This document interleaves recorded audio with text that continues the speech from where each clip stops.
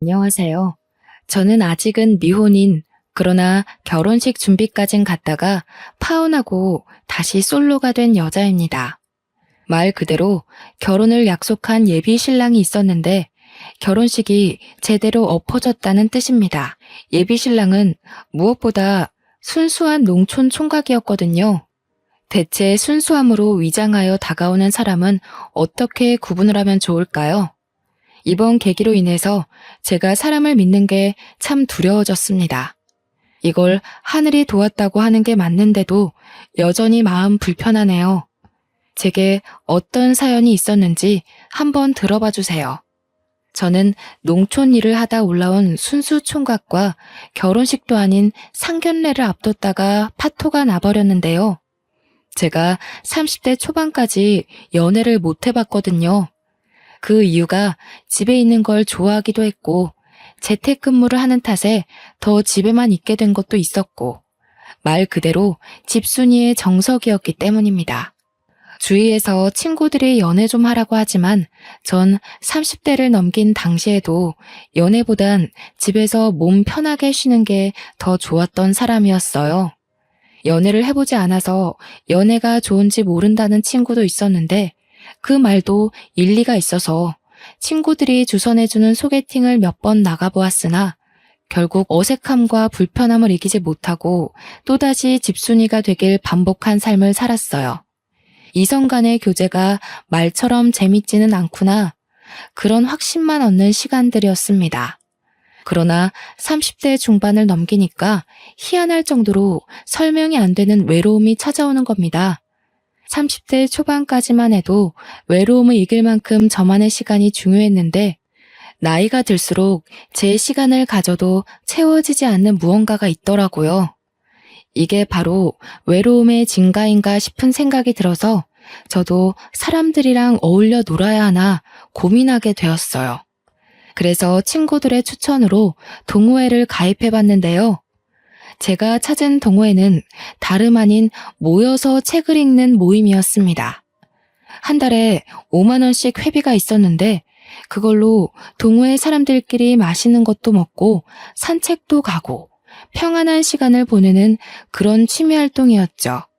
역시나 살짝 귀찮은 부분이 있었지만 그래도 이전처럼 외로움은 덜어진 듯해서 꾸준히 다녔습니다. 거기서 만난 총각 하나가 있는데 그 남자가 바로 저와 결혼까지 갈 뻔했던 예비 신랑이었어요. 동호회 하다 보면 사람들이랑 친해지고 책 감상에 대한 의견을 나누면서 서로의 성향에 대해 알아가고 하는데 그렇게 친해진 예비 신랑과 의외로 대화를 많이 할 기회가 있었습니다.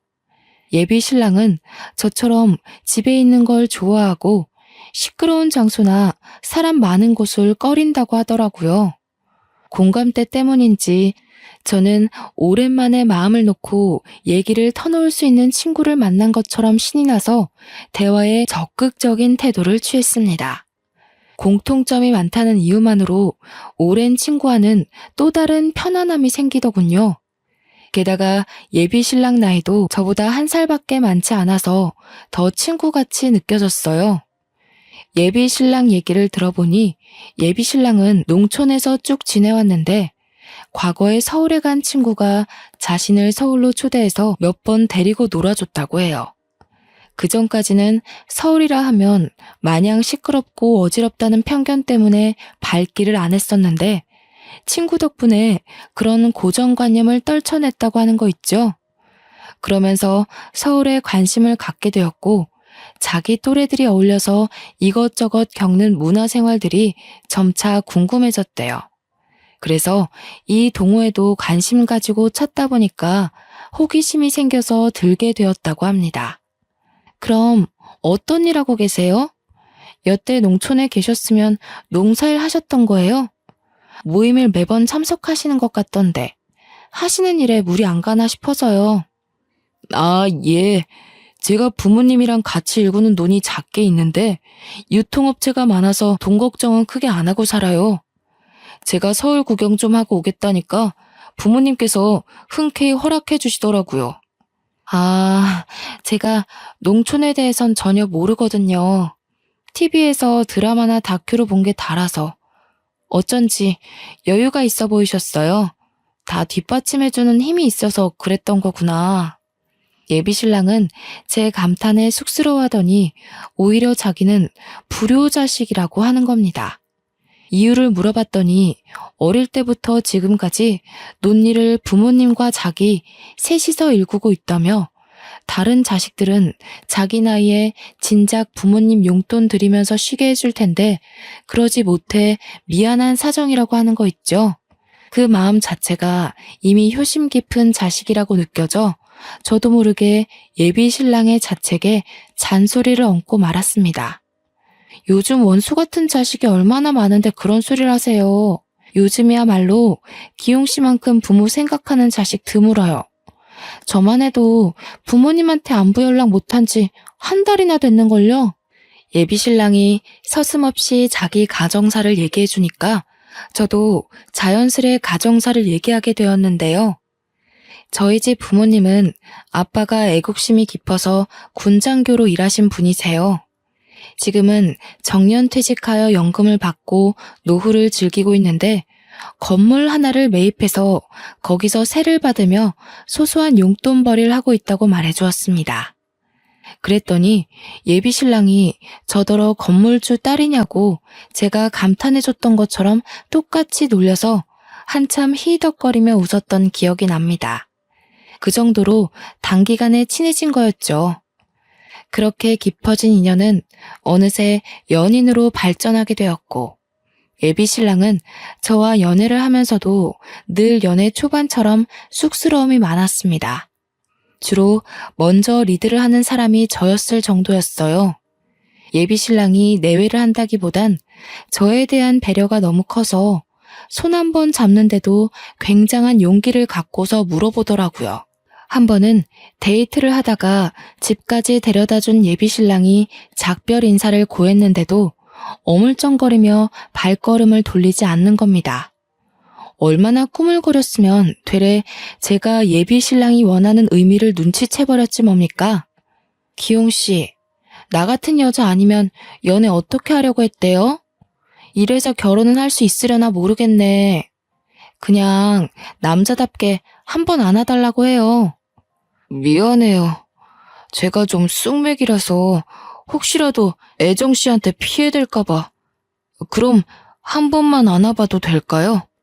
예비 신랑은 제게 취향이란 것이 있는 줄도 몰랐는데 깨닫게 해준 남자입니다. 연애를 한 달 지속했을 때쯤 친구들에게 연락으로만 연애 사실을 알렸었는데요. 친구들이 드디어 연애하냐고, 소개해달라고, 어떤 남자냐고 숨 쉴 틈 없이 질문 세례를 너무 쏟아서 당시 정신이 없었어요. 너무나 순박한 남자라고 했더니 친구들이 저보고 남자가 잡혀 살겠다고 놀리기도 했습니다. 제가 집순이 생활에 연애를 못 해봐서 그렇지 맹탕인 성격은 아니었거든요. 한 번씩은 친구들이 무심하다, 까탈스럽다, 남자들이 그런 털털한 여자친구로 밖에 생각 안 한다. 이런 잔소리를 꽤 하곤 했으니 제가 어떤 타입의 여성인지는 감이 오시죠? 제가 봐도 친구들이 저 순박한 예비 신랑을 내가 잡아먹는 건 아닌가 놀릴만도 하더라고요. 친구들과 예비 신랑은 시간이 안 맞아서 직접 얼굴 보고 인사시키지는 못했으나 차라리 전 잘 됐다고 봅니다. 제 친구들 또한 성화가 얌전한 타입은 아니기에 아마 예비 신랑이 제 친구들을 마주했다면 기가 다 빨렸을지도 모를 일이었으니까요. 그런데도 제 예비 신랑은 자기 일정 때문에 친구들 못 만나줘서 미안하다고 제 친구들한테 자기 이웃이하는 과수원에서 사과를 인당 한 박스씩 보내준 거 아니겠어요? 야, 네 애인 장난 아니야. 그 남자 꼭 잡아. 연애 안 하더니 그렇게 좋은 남자 만나려고 네가 여태 솔로였나 보다. 너 진짜 잘해라. 그런 남자 놓치는 것도 죄야. 부러운 기집애. 나는 남자 수십 명을 만나도 그런 벤츠는 안 오던데. 무슨 복을 타고 났으면 이렇게 잘난 남자가 우리 애정이한테 붙었대? 거기 독서 모임 어디야? 나도 좀 가자. 친구들이 저를 공격하면서 예비 신랑을 치켜 세워주는데 이게 그렇게 기분 좋은 일인지 몰랐네요. 예비 신랑한테 뭘 그렇게까지 했냐고 한 소리 하긴 했지만 고마운 건 사실이었기에 저는 정말 이 남자를 놓치면 안 되겠다고 마음먹었습니다. 그 뒤로 저는 더 예비 신랑에게 적극적으로 진심을 드러냈죠. 그렇게 깊어진 사이는 나날이 더 발전하여 끝내 양가 어른께 인사를 올릴 약속까지 잡게 되었습니다. 연애를 한 지 반개월 만에 결정된 일이었죠. 저는 예비 신랑 덕분에 농촌이란 곳에 난생 처음 구경을 갈 수 있었는데 제 눈에 들어오는 모든 전경이 마치 옛날 드라마인 전원일기를 보는 듯한 하더라고요. 드라마 속을 걷고 있는 기분이 들어 즐거웠고 또 농촌이 주는 잔잔하고 편안한 분위기는 제 감정을 들뜨게 만들기 충분했습니다. 그리고 예비 신랑이 자기가 일하는 곳이라며 보여준 눈은 정말 제가 살면서 볼 수나 있을까 싶을 만큼 큰 땅이었어요. 기용 씨, 이건 그냥 작은 땅이 아니잖아요. 지난번에 저한테 소소한 땅덩어리라고 하지 않았어요? 이 정도면 10,000평은 될 것 같은데요.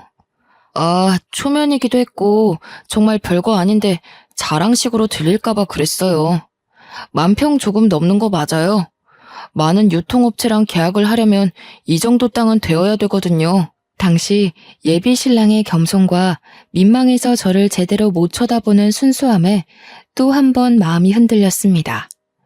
원래부터 그게 참 매력인 사람이었어요. 상견례차 인사를 드리기 위해 찾아왔지만 예비 신랑의 고향을 진작 와보지 못한 것이 아쉽기까지 하더라니까요. 또 결혼에 대한 생각이 없던 제게 결혼을 마음먹게 해준 남자가 이렇게 순하고 착한 남자라서 얼마나 1000번 만번 안도를 했는지 몰라요. 그렇게 예비 신랑 부모님을 뵈러 집을 방문했는데 집은 서울만큼은 아니었으나 그렇다고 막 초가집 같고 그렇지는 않았습니다. 조금 보안이 부실한 주택 같은 느낌이었어요. 보안이 이렇게 부실해도 도둑 한 번 들은 적 없다면서 예비 신랑은 그저 허허 웃기만 하더군요. 저는 이 동네 사람들을 일일이 만나보지 않아도 이미지가 훤히 보이는 듯 했습니다. 대부분 예비 신랑처럼 인정 많고 겸손할 게 분명하겠죠. 예비 신랑에게 놀랄 일은 이뿐만이 아니었는데요. 알고 보니 예비 신랑이 이 촌동네 이장님의 아들이었던 거 있죠. 어쩐지 예비 신랑 고향집이 유독 여태 지나쳐온 곳들보단 멀끔해 보인다 싶었어요. 나름 예비 신랑과 대화를 많이 해서 꽤 많이 알고 있다고 생각했는데 여전히 놀랄 일이 있다는 것이 또 매력으로 다가오더라고요. 왜 진작 말 안 해줬는지는 서운하지 않았습니다. 예비 신랑 성격이 워낙 낮아서 발설하는 타입이 아닌 걸 알기에 이해하기 때문이죠. 예비 시부모는 저더러 서울에서 온 귀한 손님이라고 정말 중요한 사람 취급을 해주었는데요. 거기서 저는 친정 부모한테도 못 받아본 관심과 애정을 한가득 받았습니다. 서울 사람들은 이렇게 때깔부터가 다르더라. 아가씨, 밥은 먹었소? 이런 걸 먹을지는 모르겠는데 내 나름 읍에 가서 오리고기 좀 사왔어요. 에이? 오리고기를 사왔어? 내가 소고기로 하자고 했잖아.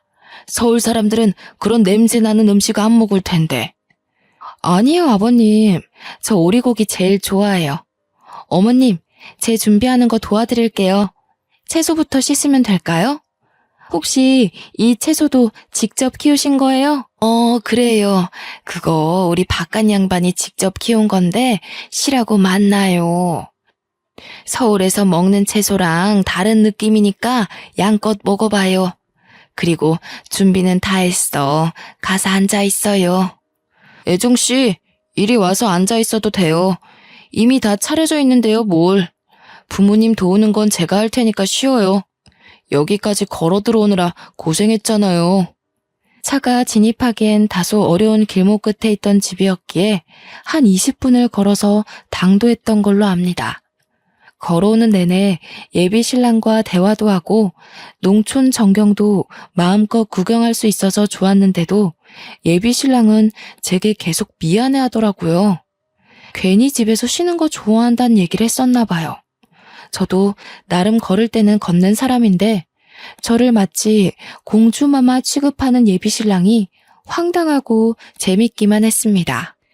예비 시부모와 저녁 한 끼만 했는데도 벌써 시댁과 한층 가까워진 기분이었어요. 시골 인정이 좋다는 말도 다 옛말이라고 들었는데 제가 느낀 분위기는 분명 시골 정이 어느 정도 묻어난 느낌이었습니다. 초면인데도 하룻밤 자고 오고 싶을 만큼 마음이 편했던 시간이었다는 거죠. 예비 시부모와 무사히 인사를 나누고 왔다면 그만 안심해도 될 법한데 저는 오히려 긴장이 솟구치더라고요. 친정 분위기는 예비 시댁만큼 따뜻하지 않거든요. 부모님이 제게 무심한 것이 아니라 저희 가족은 서로의 삶을 존중하기 때문에 평소에도 부모건 자식이건 굳이 먼저 연락이나 안부를 잘 묻지 않아요. 저 또한 친정을 오랜만에 찾는 건데 예비 신랑까지 데리고 가려니까 걱정될 수밖에 없었습니다. 그렇게 다복한 가정에서 지냈을 예비 신랑이 다소 삭막한 저희 부모님한테 상처라도 받을까봐 염려되었어요. 아니나 다를까 친정 부모에게 드리러 갈 때는 집이 아닌 웬 절에서 약속을 잡았는데요. 친정엄마는 전업주부인데 예전부터 꾸준히 절에 다니고 있었고 석가탄신일엔 그 절에 가서 행사를 도울 만큼 스님과 친분이 있기도 했습니다. 아주 어릴 때 엄마 따라 절에 한번 가봤는데 그 절이 워낙 작고 볼품없어서 당시 제가 갔을 때도 이런 게 석가탄신일 기념인가 싶을 만큼 사람이 없었어요. 제가 신경 쓸 일은 아니지만 손님도 안 오는데 부지런히 행사를 하는 것도 제 기준에서 이해가 되질 않았습니다. 어쨌든 아빠도 요즘 적적한 하루를 달래기 위해서 엄마 따라 절에 드나들고 있었으니 저희까지 절로 부르더라고요. 집에 있는 시간보다 절에 있는 시간이 많다면서 예비 신랑을 절로 데려오라고 했어요. 그냥 동네 산중턱에 있는 아주 조그마한 절이었는데 어릴 때 가보고 그날 두 번째로 가보는 그곳은 여전히 제 눈에 절로 안 보이는 허름한 곳이었습니다. 또 결혼 인사를 그런 절에 가서 드린다는 것도 못마땅했고 예비 신랑에게 미안했어요. 우리 부모님이 신실한 건 아닌데 그냥 습관처럼 절에 다녀요. 여기까지 오게 해서 미안해요. 집에서 약속 잡으려고 했는데 요즘 절 시공 때문에 부모님이 두 분 다 절에 살다시피 지내고 있거든요. 미안하긴요. 저희 부모님도 종교 있어서 그런 거에 대한 거부감은 전혀 없어요. 촌 공기도 좋은데 산 공기도 만만치 않게 좋기만 한걸요. 제 걱정은 안 해도 돼요. 어쩜 한순간도 밉보일 만한 말을 안 하는 건지 모르겠네요. 예비 신랑은 오히려 제가 험한 산길에서 발이라도 삐끗할까봐 그거 걱정하느라 내내 뒤에서 살펴주기만 했습니다. 정말 제가 걱정하고 있던 부분에 대해선 전혀 개의치 않아 보였어요. 아마 절 한 켠의 빈방에서 결혼 허락을 받는 사람은 저밖에 없지 않나 싶습니다. 저는 예비 신랑과 함께 친정 부모가 기다리고 있는 방으로 들어갔습니다. 부모님께 인사를 먼저 올리던 와중 그 사이에 스님 한 분이 들어오시더라고요. 엄마는 신경 쓰지 말라고 했으나 누가 봐도 그 스님이 예비 신랑을 살피는 눈치였어요. 눈치 없는 제가 느꼈을 정도면 예비 신랑 또한 알아차렸을 텐데 이건 환대를 하는 분위기가 아니잖아요. 저도 기분 상하는데 예비 신랑은 오죽했을까 싶더군요. 딸애한테 독서 모임에서 만났다는 말은 들었어요. 나이가 꽤 되는 것 같은데 아직 결혼을 안 하고 있었던 이유가 있을까요? 실례되는 질문이려나? 실례는요. 단지 부모님 모시고 일만 하느라 결혼 정년기를 모르고 넘겼던 것도 있고 또 애정씨 만나기 전에는 딱히 결혼에 관심이 없었습니다.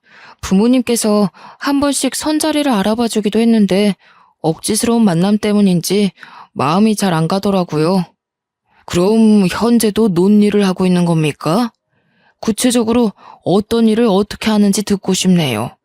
적어도 제 딸애가 어떤 일하는 사람한테 시집을 가는지는 알고 있어야 된다고 보거든요. 좀 무례하더라도 이해해줘요. 그럼요. 요즘 결혼해서 딸 시집 보내는 것만큼 제대로 알아봐야 되는 게 없잖아요. 저는 20년간 부모님과 같이 벼농사 하면서 농수산식품 업체에 유통을 하는 일을 하고 있습니다. 현재 협업 중인 소비처는 6군데 정도 되고요. 애정 씨와 결혼만 허락해 주신다면 집이랑 혼수는 전혀 걱정할 필요 없다고 말씀드리고 싶어요. 워낙 감정 표현에 서툰 사람이라서 친정 부모의 압박 눈빛에 주눅이 들 거라고 생각했는데 예비 신랑은 생각 외로 부모님께 자기 의사를 잘 전달하더라고요. 제가 알던 모습과 다르게 이런 강단 있는 면모를 또 처음 봤던지라 그날 예비 신랑을 향한 제 마음이 더 커졌을 겁니다.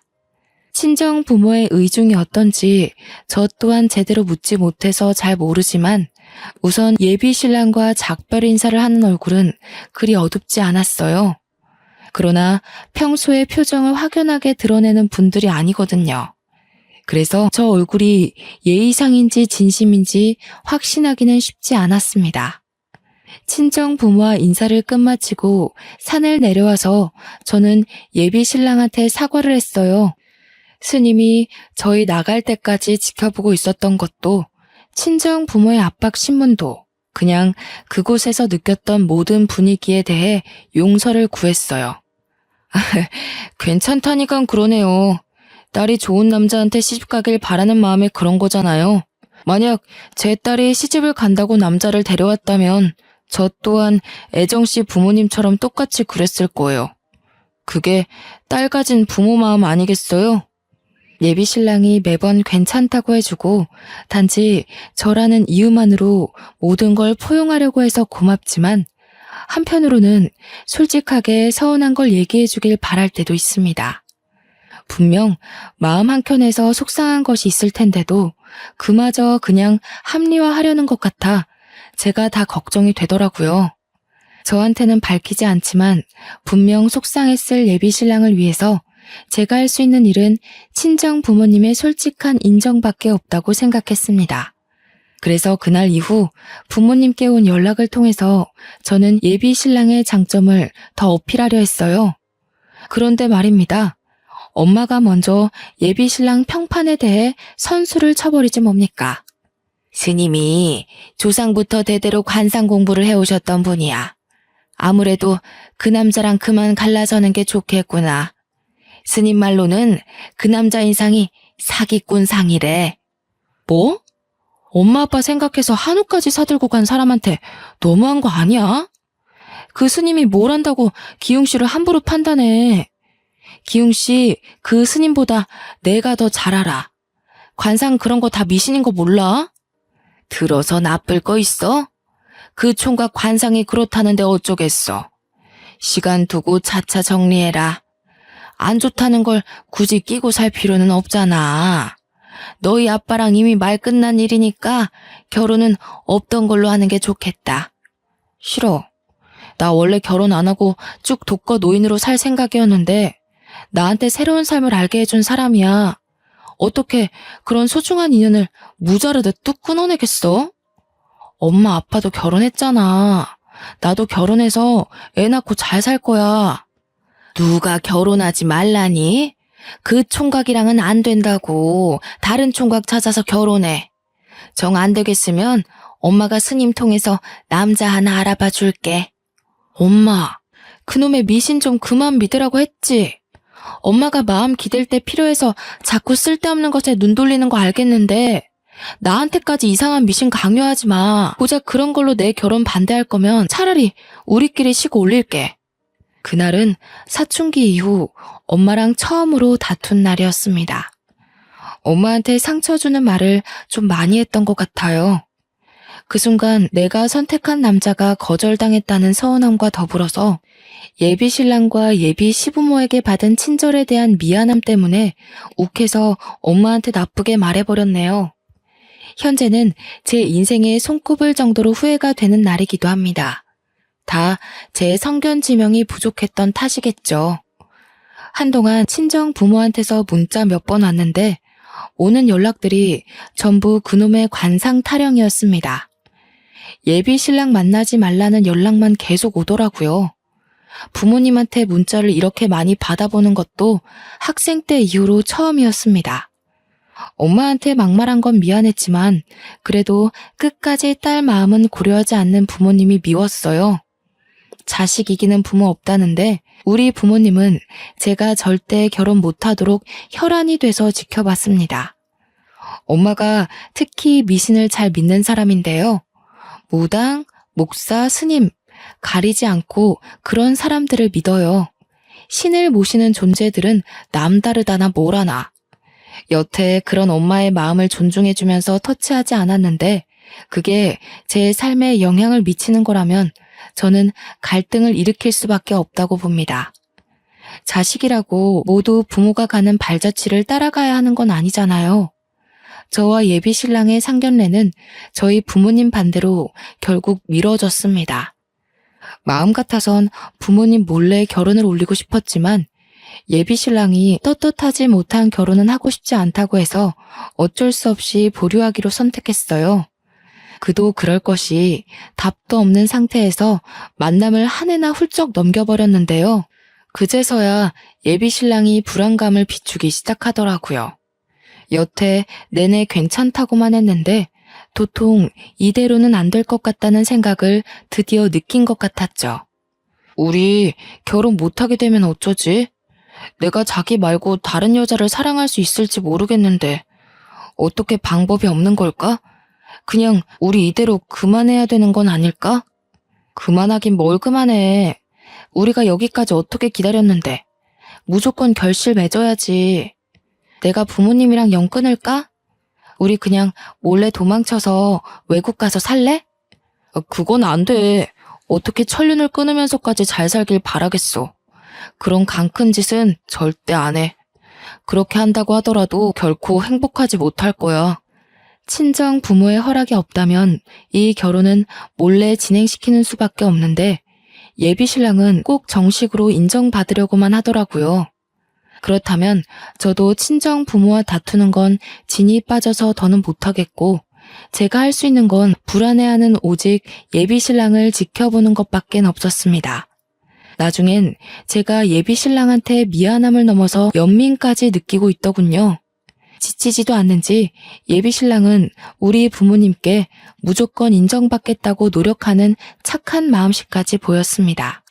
그런 예비 신랑은 저 또한 놓치고 싶지 않아서 저는 결국 최후의 수단으로 임신을 제안했어요. 그랬더니 예비 신랑이 아주 시겁하는 거 아니겠습니까? 이번에는 제가 부모님과 연을 끊겠다고 한 것보다 더 과한 반응이었습니다. 뭘 그렇게 놀라. 어차피 우리 결혼하게 될 거고 그럼 애도 가질 텐데. 혼전 임신을 하면 우리 부모님도 허락해주지 않겠어? 비록 억지로 허락을 받아내는 꼴이겠지만 그래도 이대로 계속 지내는 것보단 나을 거야. 말도 안 되는 소리 하지 마. 다 절차가 있는 건데 무슨 그런 말을 해. 그리고 나 혼전 순결이라고 했잖아. 애 생기면 두 분이 더 가만 안 있을 거야. 예비 신랑은 저와의 결혼은 재촉하면서도 도리가 아닌 방법은 절대 가려고 하지 않았습니다. 처음엔 그런 정직한 모습들이 좋았지만 나중엔 좀 답답하더라고요. 언제까지 연애만 할 수 있는 것도 아니고 결혼을 못할 거면 결국 우리는 헤어지는 길밖에 없었으니까요. 제가 그렇게 말을 해줬는데도 예비 신랑은 끝까지 자기 길만 고집했어요. 그렇게 저희는 또 기약 없이 결혼을 미루고만 있었는데 어느 날 예비 신랑이 제게 한 가지 제안을 하는 겁니다. 동거를 시작하자고 했어요.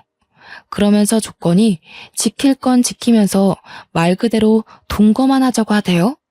자기가 우리 부모님한테 잘 보이고 싶어도 서울이랑 농촌 사이에 거리가 너무 멀다 보니까 왔다 갔다가 힘들다면서 결혼 허락 떨어질 때까지만 제 집에 얹혀 지내면 안 되겠냐고 하더군요. 예비 신랑이 생각한 절차가 겨우 이런 건가 싶었지만 일단 방법이 없으니 뭐든 해보자는 식으로 허락을 했습니다. 사실 동거를 생각 안 해본 게 아닌데 예비 신랑이 좀 보수적인 것 같아서 차마 꺼내지 못한 제안이었었거든요. 먼저 동거 제안을 해주니까 그만큼 예비신랑 마음이 상당히 조급하다는 것이 느껴지더라고요. 그렇게 저는 예비신랑과 결혼 아닌 동거를 하기 시작했습니다. 우리의 동거는 정말 그냥 룸메이트나 다름없었어요. 커플처럼 꽁냥대긴 해도 고작 그게 다였고 잘 때는 각방을 썼죠. 제 집이 부모님이 매매해준 자가인데다가 혼자 살기엔 집이 좀 큰 편이었는데요. 그래서 사람 하나 더 있다고 문제될 건 없었지만 어째서 더 외롭게 느껴지는지 모르겠더군요. 어쨌든 동거를 시작한 뒤로 예비신랑은 그렇게 우리 부모님을 몇 번이나 뵈러 갔다가 쫓겨나기를 반복했습니다. 예비신랑이 받는 상처를 눈뜨고 지켜보는 저도 괴로워서 그만하라고 했더니 예비신랑은 꿋꿋하게 그럴 수 없다면서 필요 이상의 끈질긴 모습을 보였어요. 해볼 만큼 해보고 포기해야 나중에 후회가 없지. 나도 마지막 지푸라기 잡는 심정으로 자존심 다 포기하고 애쓰는 거야. 그만큼 자기를 원하니까. 나랑 자기를 위해서면 이 정도는 아무것도 아니야. 예비신랑마저 고집이 굳건하다 보니까 이젠 제 입장만 참 난처하더라고요. 친정 부모도 설득 못해 예비신랑도 못 말려. 어쩌다 이런 기막힌 상황까지 와버렸는지 이 모습을 지켜만 봐야 하는 하루하루가 스트레스였습니다.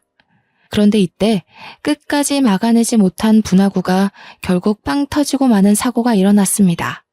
저는 만화가라서 집에서 발주받아 보내주는 일을 하는데요.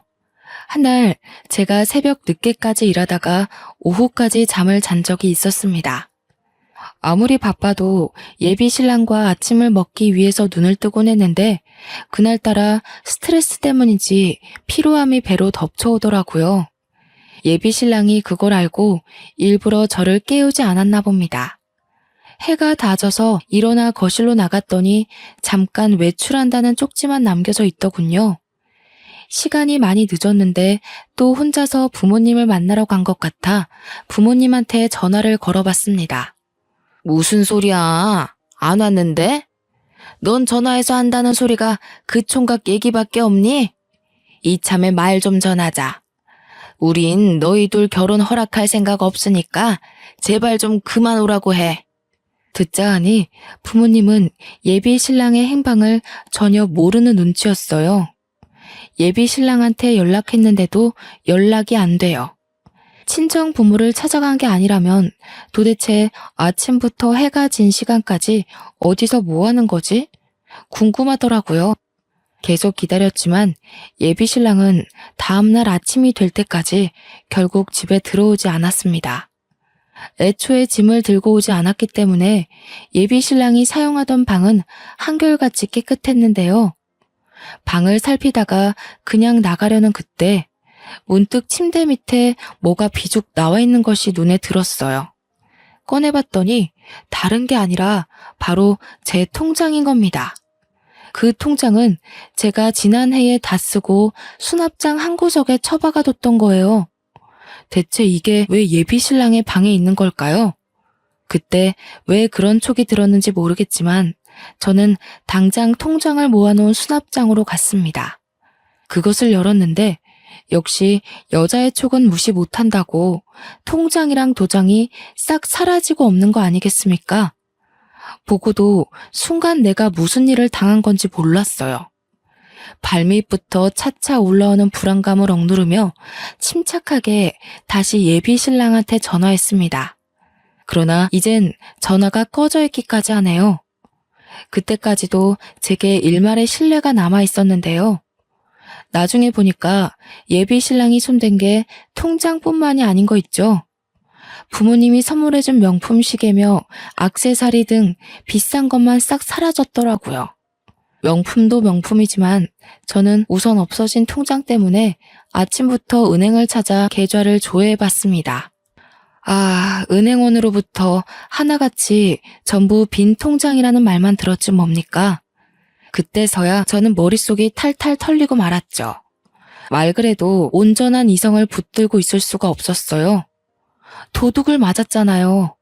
다른 사람도 아니고 사랑하는 사람한테 발등을 찍혔잖아요. 가족보다 더 많이, 더 깊게 마음을 나눴던 사람입니다. 그런데 어떻게 하루아침에 이런 식으로 뒤통수를 칠 수가 있죠? 대체 왜요? 전날까지만 해도 저한테 족욕을 손수해주던 남자였어요. 이게 앞뒤 어울리는 상황인가요? 그 당시 다리가 후들거려서 제대로 지탱하기 힘들 정도로 혼란스러웠지만 일단 예비 신랑을 당장 경찰에 신고하고 농촌으로 향했습니다. 예비 신랑은 농촌 사람이기 때문에 서울에 저 말고 연고가 따로 없거든요. 예전에 서울 소개해줬다는 친구도 오래돼서 연락 끊은 지가 꽤 됐다고 했고 농촌에서 세월을 다 보냈다 보니까 있던 친구들이 자연스레 멀어졌다고 했어요.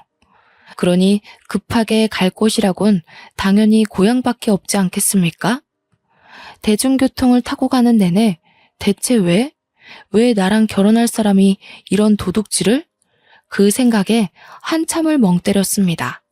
농촌에 도착하고 예비 시부모 댁을 찾았는데 저를 반겨줬던 그 얼굴들은 온데간데 없고 굉장히 당황들 하더라고요.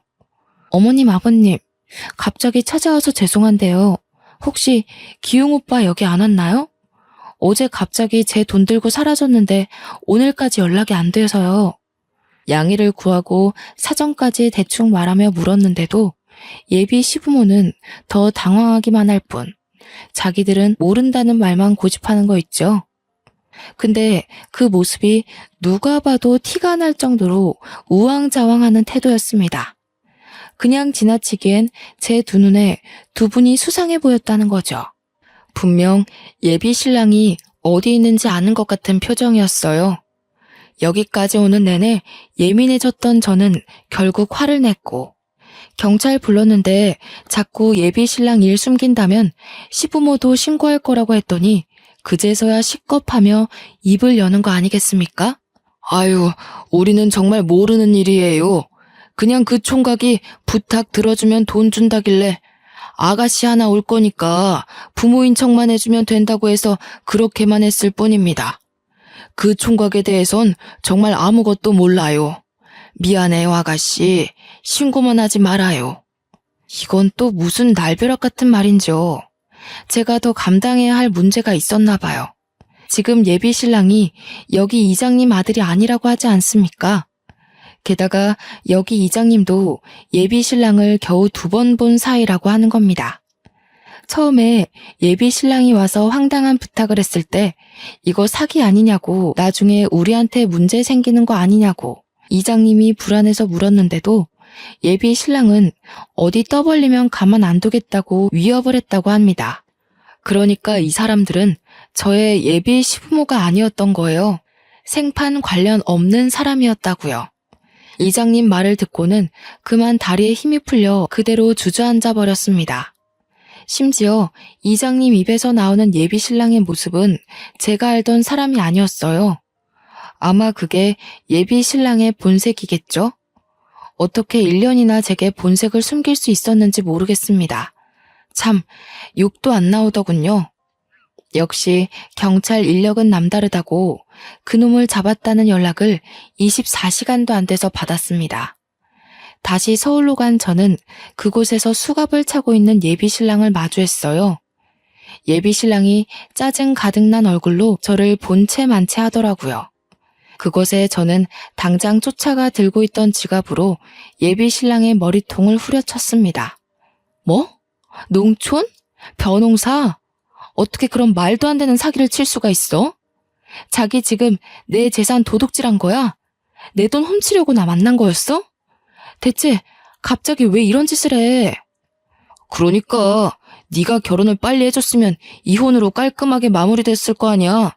옷 같은 부모님 설득 못해서 그 쉬운 일 하나 진행 못 시키냐? 무슨 딸 자식이 자기 부모도 못 이겨서 찌그러져 있기만 해. 뭐라고? 그 말은 지금 날 이용하려고 만났다는 거니? 어떻게 나한테 이럴 수가 있어? 내가 자기를 얼마나 믿었는데, 엄마 아빠랑 싸우면서까지 자기 편만 들었는데 어떻게 이래? 네가 이런 짓을 저지르고도 사람이야? 아, 짜증나. 거의 다 왔는데 너처럼 질긴 여자는 처음이다. 무슨 결혼 문제를 1년씩이나 끌고 가는지. 나도 더는 못 참겠어서 너네 부모 재산 포기하고 네 재산만 건드린 거야. 네 친구들이랑 네 부모한테 선물만 퍼줬지 내가 받은 게 뭔데? 나도 피해자라고.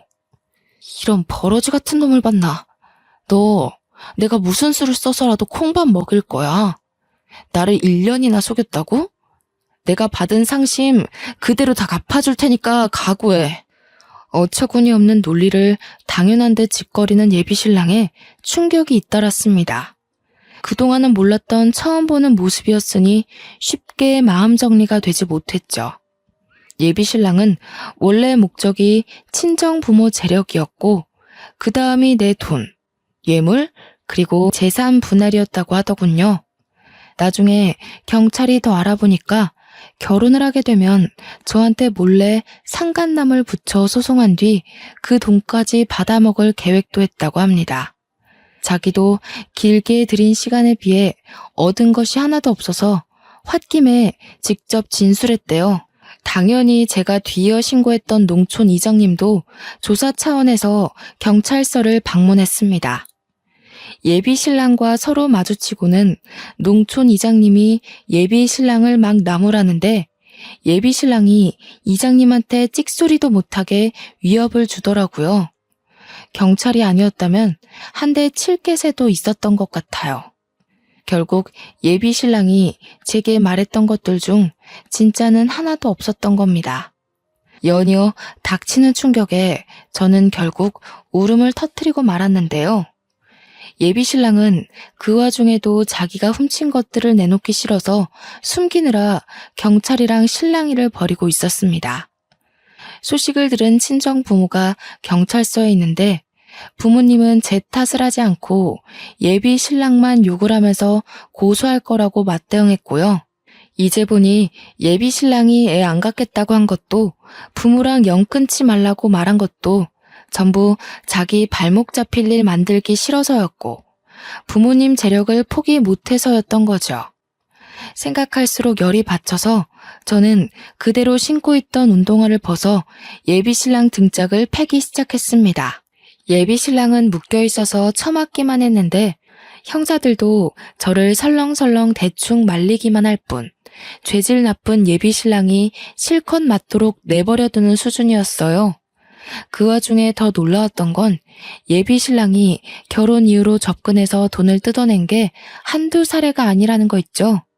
그 기록을 찾은 형사말로는 남편이 6년 전 사기죄로 수배 중인 사람이라고도 했어요. 저는 결혼하기 전에 이 사실을 알게 되어 빨간 줄은 모면했지만 몇몇 여성은 이미 재산을 뜯기기도 했다네요. 그렇게 예비 신랑은 바로 구속이 되었고 저는 그놈에게 빼앗길 뻔한 재산을 모두 돌려받았습니다. 예비 신랑은 죄질이 워낙 폐악해서 아마 몇 년은 징역살이를 하고 나올 듯해요. 당시에는 모든 걸 잃은 기분이었지만 지나고 보니 제 결혼을 말려준 부모님께 너무 감사한 거 아니겠습니까?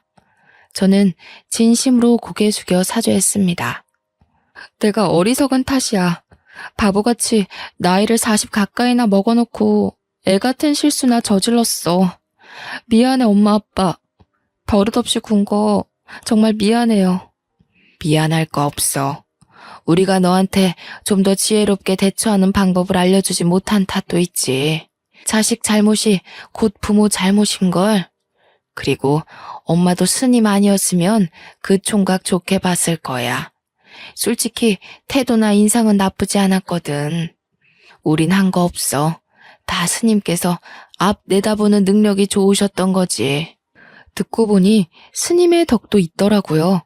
그래서 저는 스님께도 인사를 드리기 위해 부모님과 나란히 절을 찾았습니다. 올 때마다 불쾌했던 이곳이 처음으로 제 걸음을 편하게 만들어주더군요.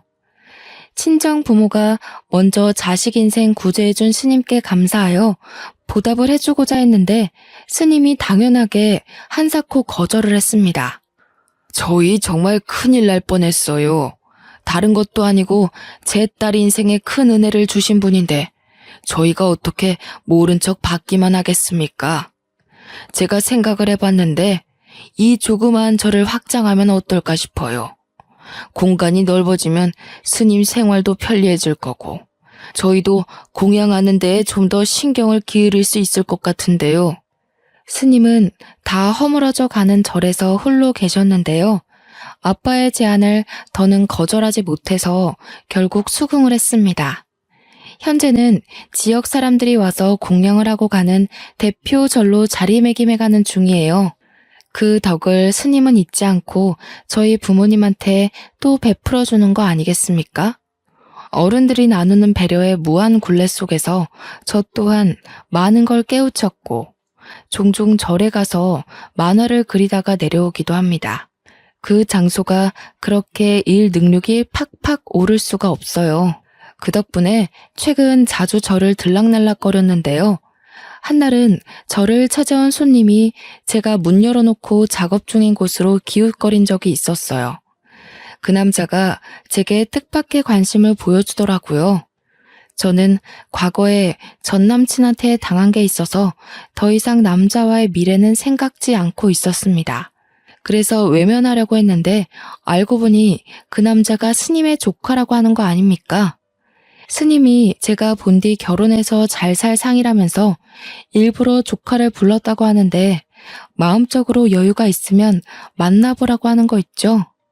스님의 제안이니 대차게 거절하기도 좀 그래서 현재는 억지스럽지 않을 만큼 쉬엄쉬엄 서로 알아가는 중에 있습니다. 적어도 한 1, 2년은 섣부르지 않게 제대로 알아볼 생각이에요. 그래도 살면서 사기는 안 당하고 살 거라고 생각했는데 성격이 까탈스러우면 뭐합니까? 결국 콩깍지가 씌어지면 멍청이처럼 아무것도 못 보는데 말이죠.